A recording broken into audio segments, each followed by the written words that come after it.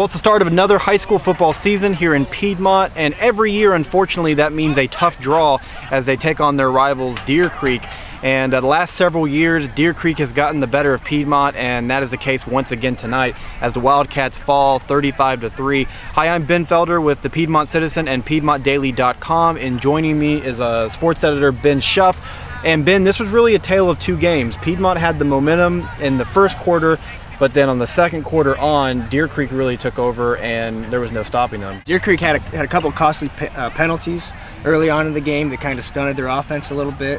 Then Piedmont they get a fumble recovery early in the game. They go down, they get a field goal, take a 3-0 lead, and like you said, they had the momentum at that point. And then midway through the second quarter, there are a couple of key plays. Caden Sander, Deer Creek's quarterback, has a rollout on a third down. I think it was 3rd and 15, completes a pass for a first down, and then the very next play, he runs down the left sideline for about a 30-yard pickup.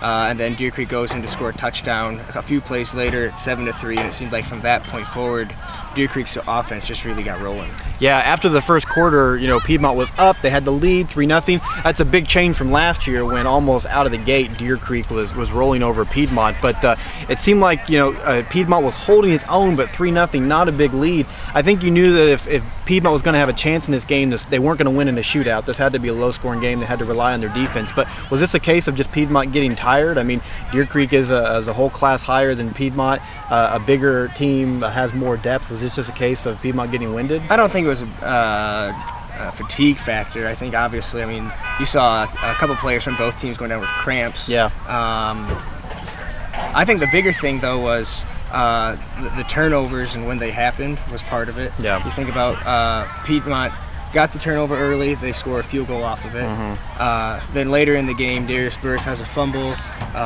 Deer Creek gets the ball in Piedmont territory. They go down, they get a touchdown out of that turnover. So you look at points off turnover, 7-3, and I believe, I want to say that the Deer Creek, the recovery of the Burris fumble, Deer Creek gets the fumble. They go down. I believe that made it 21 or 28-3. It was somewhere at that junction of the game. But that fumble that Burris had really came at a critical junction of the game for Piedmont. Yeah. You talked to Coach Craig Church after the game.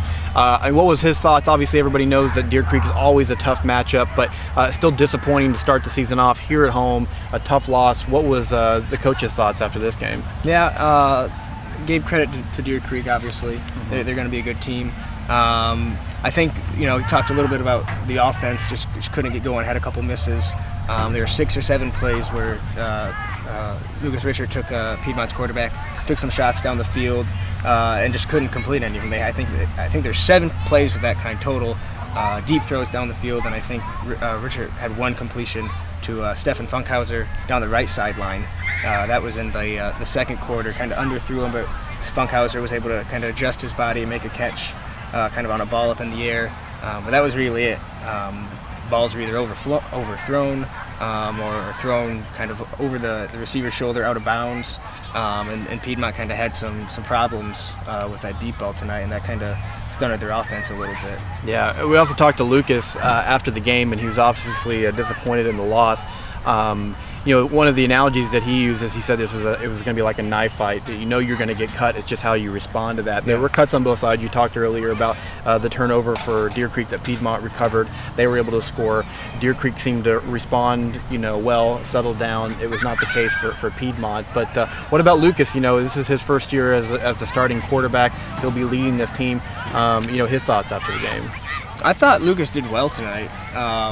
There's obviously room for improvement.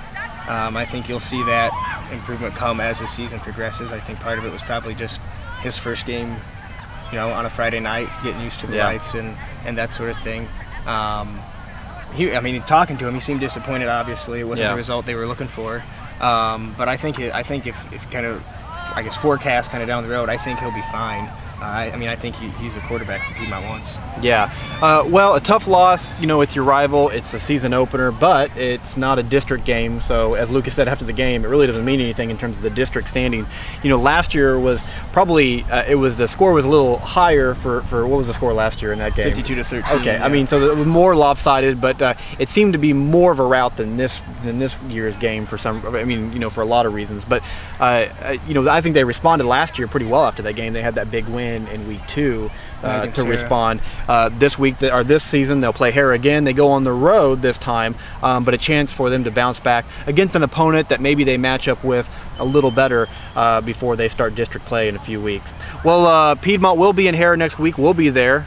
Continue to check with PiedmontDaily.com all this week for pregame coverage of the Wildcats. Pick up this week's Piedmont Citizen for more coverage from tonight's game and a preview of next Friday's contest in Hera. Well, for the Piedmont Citizen and PiedmontDaily.com with Ben, I'm Ben, and we'll see you again next week.